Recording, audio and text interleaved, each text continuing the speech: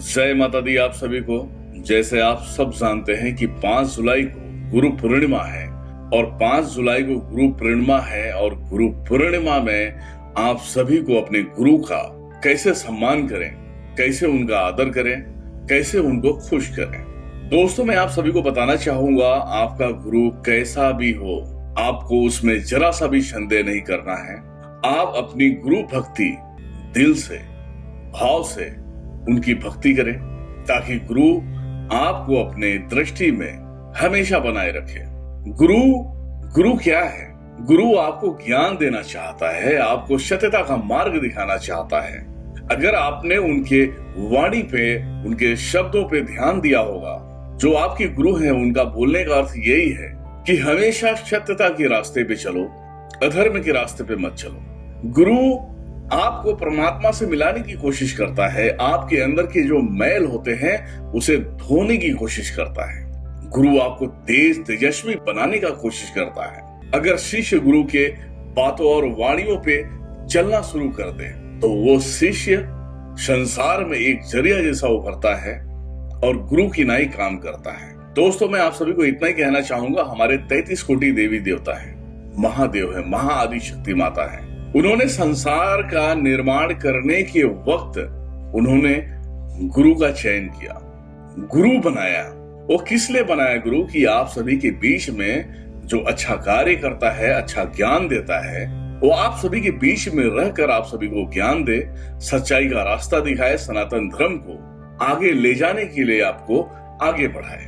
जब तक आप अपने आप में सक्षम नहीं है, जब तक अपने आप में ये स्वीकार नहीं लेते कि आपका गुरु आपको उस मार्ग पे ले जाना चाहता है और आपको खरा खोटा भी सुनाता है। जब गुस्से में आएगा तो खरा खोटा भी सुनाएगा, परंतु उन बातों पे आप लोग ध्यान नहीं देते। बस गुरु से आप लोग फायदे की बातें सोचते हो, पर गुरु आपको क्या देना चाहता है आप उस बात पे नहीं सोचते। 33 कोटि देवी देवता, महादेव, महाआदि शक्ति माता स्वयं आपको ज्ञान नहीं दे सकते, इसीलिए गुरु का चयन किया गया है। जब आप किसी से दीक्षा लेते हैं, शिक्षा लेते हैं, तो गुरु पहले आपके अंदर के मैलों को धोता है, मैलों को काटता है।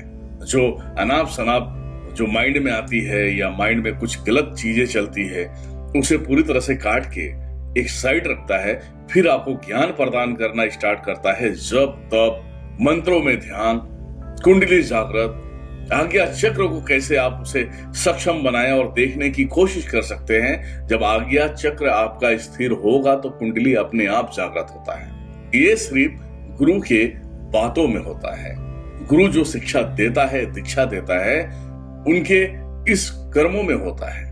तो इसीलिए मैं आप सभी को इतना ही कहना चाहूंगा, जो भी आपका गुरु है उसको दिल से उनको प्रणाम करें, उनको दिल से माने और उनको इज्जत सम्मान दें। गुरु आपसे कुछ नहीं चाहता, कुछ भी लालसा नहीं होता उनके अंदर कि आपसे कुछ उनको चाहिए।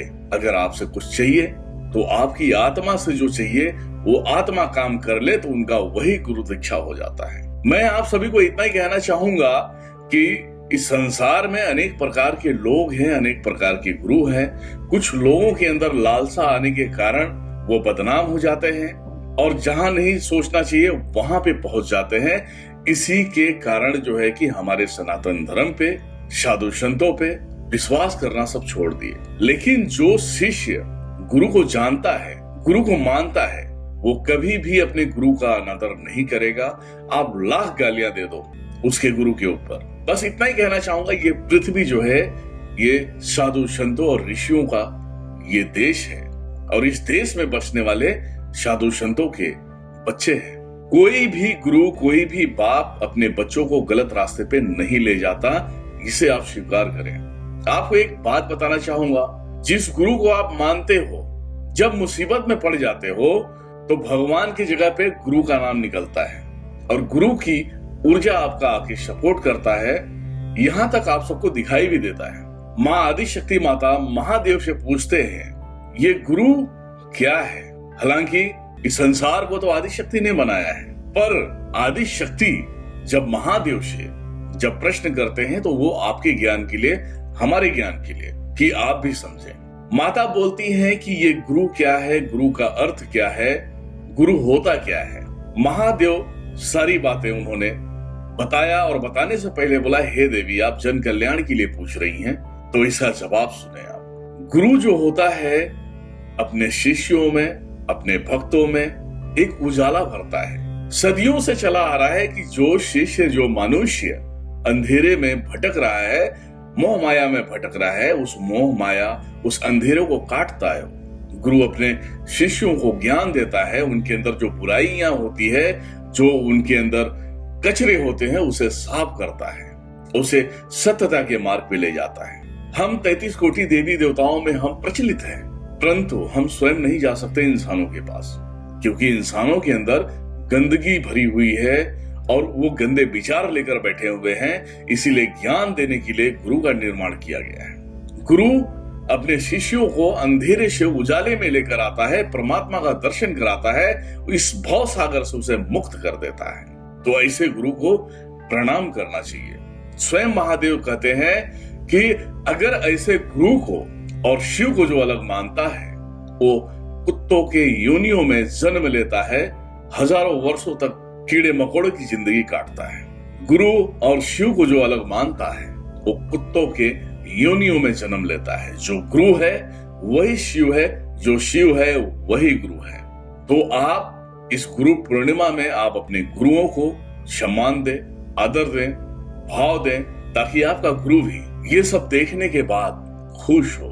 जब आपका गुरु खुश होता है ना, तो पता नहीं क्या से क्या देता है और क्या देगा, ये आपकी ऊर्जा, आपकी आत्मा ही समझती है। कई जन्मों के पाप जो है एक खुश होने के कारण वो कट जाता है। बस इतना ही कहना चाहूंगा, अपने गुरु को नमस्कार करें, प्रणाम करें, उनका पूजन करें। ये गुरु पूर्णिमा हमारे 33 कोटि देवी देवताओं का बनाया हुआ एक त्योहार है, जो गुरुओं के अंदर शामिल है। हमेशा हर तरीके से, हर एक प्रकार से गुरु आपकी रक्षा करता है और आपको गलत मार्ग पे जाने से रोकता है। सदा सर्वदा आपके सर पे अपनी ऊर्जा के साये बिखेरता रहता है और आपको हर एक मजबूरियों से, हर एक परेशानियों से बचाते रहता है। महादेव कहते हैं, माँ आदिशक्ति कहती हैं कि हर एक दिन हमारा है, उस दिन में हमें सब पूजते हैं, हमें मानते हैं, हमारी आराधना करते हैं, हमारा जप तप करके हमें पाने की कोशिश करते हैं। लेकिन एक दिन ऐसा होता है कि गुरु का होता है, जिस गुरु के माध्यम से आप सब पूजा पाठ करते हैं, आराधना करते हैं, उच्चारण करते हैं, उस गुरु का दिन होता है। उस गुरु को दिल से नमन करें। बस इतना ही कहना चाहूंगा। और जैसे मैं दिनेश्वर महाराज अब अपने आप की बातें कह रहा हूं कि मैं सदा सर्वदा मैं यही चाहता हूं कि आप सब खुश रहें, खुशहाल रहें। मेरी सारी शक्तियों से, मेरी क्या, आप सभी की सारी शक्तियों से, सारी माताओं से, ओम शर्वादि शक्ति माताए नमः, ओम शर्व देवताभ्यो नमः। मैं सभी माता और पिताओं से बस इतना ही कहना चाहूंगा कि आज के दिन जो भक्त अपने गुरु का सम्मान करता है, आदर करता है, उसके ऊपर आप कृपा बनाए रखें। सदा सर्वदा आपका आशीर्वाद उनको मिलता रहे और सदा सनातन सत्यता के आधार पर चलता रहे और इस भाव सागर के नैया से पार हो जाए। और आप सभी को मैं एक बात और कहना चाहूंगा। आप लोगों ने आज 2017 से मैं जुड़ा हूं, आज यहाँ पे 2020 हो गया है। मान लीजिए कि 3 साल हो गए हैं। 3 सालों में जितने भी चमत्कार हमने किए हैं, वो हमने नहीं किए। माता का एक बनाया हुआ जरिया हूं, सिर्फ मैं निवेदन करता हूं और आप सभी का काम हो जाता है। यहां तक लाखों लाखों लोग ऐसे हैं, जब प्रॉब्लम में फंसते हैं या किसी मुसीबत में फंसते हैं तो दिनेश्वर महाराज का नाम लेते हैं, तो दिनेश्वर महाराज भी उनका सपोर्ट करता है। मतलब उनकी ऊर्जा सपोर्ट करती है। उस ऊर्जा में कौन जाता है? माता रानी जाती है, महादेव जाते हैं, भैरव जी जाते हैं, हनुमान जी जाते हैं। 33 कोटि देवी देवता उसी ऊर्जा का रूप लेकर आपके सामने खड़े हो जाते हैं, आपको उस प्रॉब्लम से दूर कर देते हैं, आपको बचा लेते हैं। तो ऐसे गुरु के लिए आप नमन करें, दिल से नमन करें, भाव होना चाहिए। जैसे आप सभी को पता है, मेरे गुरु जी गणेश जी भी हैं, हनुमान जी भी हैं, भैया भैरव जी भी हैं, और एक जन्म में मेरी गुरु जो है मेरी महाकालिका थी, वो है। आज कई जन्मों के जितने भी गुरु थे आज मेरे साथ में हैं, उनका मैं सम्मान करता हूँ, उनका आदर करता हूँ और सदा सर्वदा आपकी रक्षा भी करते हैं। जब भी मैं किसी के शरीर से बुरी चीजें निकालता हूँ तो मेरा महागुरु, मेरे सारे देवी देवता उस जगह पे जाकर उनको ठीक करते हैं, उनको आगे की रास्ता दिखाते हैं। इसीलिए आप सब मेरे साथ में दोहराएं, गुरु पूर्णिमा 5 जुलाई को है तो नमन आज से ही करना स्टार्ट करने। गुरुर ब्रह्मा गुरुर्विष्णु गुरुर्देवो महेश्वरा गुरुर साक्षात परम ब्रह्मा तस्मै श्री गुरुवे नमः। ध्यान मूलम गुरुमूर्ति पूजा मूल्यम गुरुपदम मंत्र मूल्यम गुरुवाक्यम मोक्ष मूल्यम गुरु कृपा। अखंड मंडलाकारं व्याप्तं येन चराचरं तत्पदं दर्शितं येन तस्मै श्री गुरुवे नमः। तस्मै श्री गुरुवे नमः। बस आज के दिन आप सभी को इतना ही कहना चाहूंगा।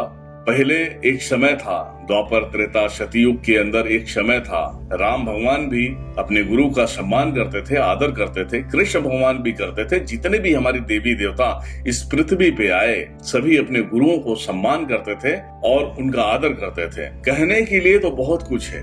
पहले राजाओं के जो गुरु हुआ करते थे वो कहीं गाय दान में दे देते थे, कहीं जगह दान में देते थे, कहीं मंदिर बना के दान में देते थे। तो आज कलयुग है, कलयुग में ये सब संभव नहीं है। हो सके अपने गुरु को किस तरीके से अपना गुरु दक्षिणा दे सकते हैं ये आप सब तय करें। ये नहीं कहना चाहूंगा कि सिर्फ पैसे दे सकते हो, आप अपना भाव भी दे सकते हो।